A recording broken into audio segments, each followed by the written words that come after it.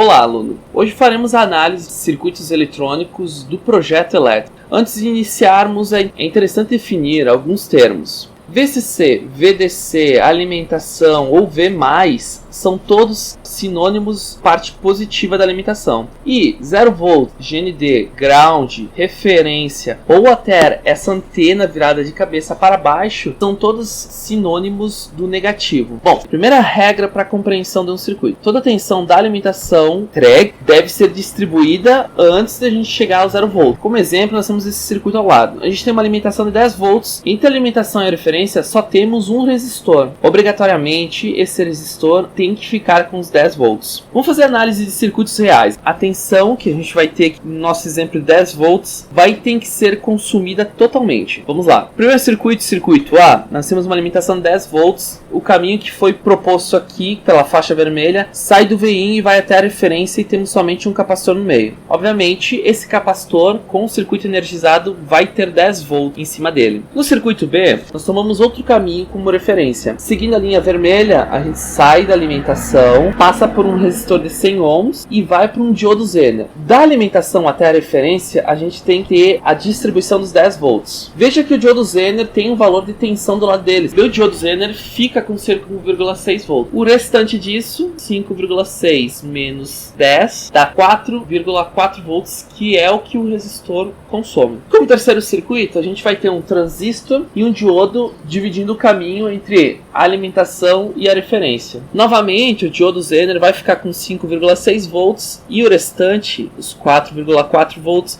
vão ter que ficar nessa parte do transistor.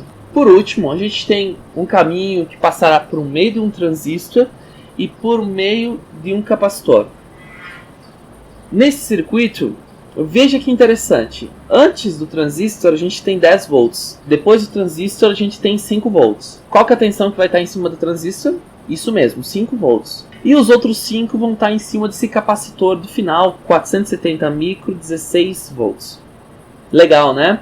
Então, como regra fica, qualquer caminho entre a alimentação, um valor conhecido, aqui a gente destaquei que é 10 volts, mas um valor conhecido, até o negativo, qualquer caminho, os componentes no meio desse caminho são obrigados a consumir a tensão. Quando você ver um circuito grande desses, você não se assuste, somente analise ele por partes. Veja que está circulado aqui um ponto que está escrito 17 volts, a gente vai ter o resistor R1 de 470 ohms e um capacitor C5. Legal. O caminho entre os 17 volts e a referência nos dizem que essas duas peças estão consumindo os 17 volts. Veja que ao lado do capacitor a gente tem um diodo Zener de 13 volts. E entre o capacitor e o diodo Zener a gente tem um curto, um pedaço de fio que liga os dois.